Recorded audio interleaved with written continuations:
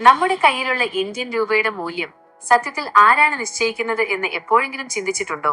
ഒരു കടയിൽ പോയി മിഠായി വാങ്ങുന്നത് പോലെ ലളിതമായ ഒരു ഉദാഹരണത്തിലൂടെ നമുക്കിത് മനസ്സിലാക്കാം.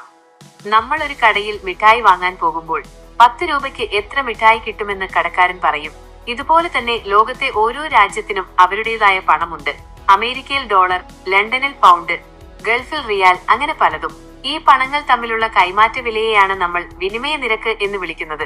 അതായത് അമേരിക്കയിൽ നിന്ന് ഒരു ചോക്ലേറ്റ് വാങ്ങാൻ $1 വേണമെങ്കിൽ ആ $1 കിട്ടാൻ നമ്മൾ എത്ര ഇന്ത്യൻ രൂപ കൊടുക്കണം എന്ന് തീരുമാനിക്കുന്ന രീതിയാണിത്.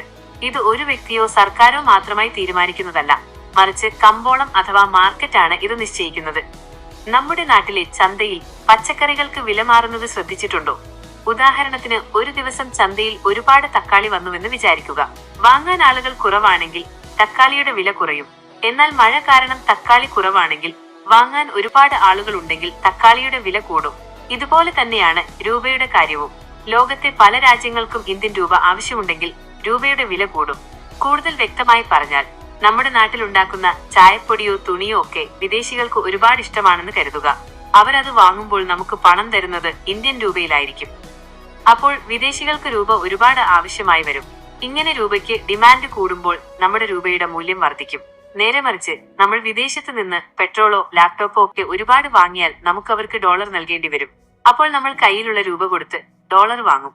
വിപണിയിൽ രൂപ ഒരുപാട് വരികയും ഡോളറിന് ആവശ്യം കൂടുകയും ചെയ്യുമ്പോൾ രൂപയുടെ മൂല്യം കുറയുന്നു.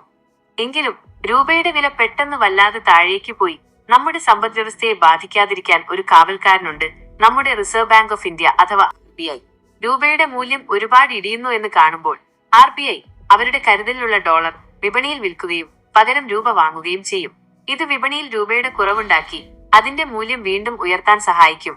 ചുരുക്കത്തിൽ, രൂപയുടെ മൂല്യം തീരുമാനിക്കുന്നത് ലോക വിപണിയിലെ ഡിമാൻഡും ലഭ്യതയും ഒപ്പം നമ്മുടെ റിസർവ് ബാങ്കിന്റെ കൃത്യമായ ഇടപെടലുകളുമാണ്.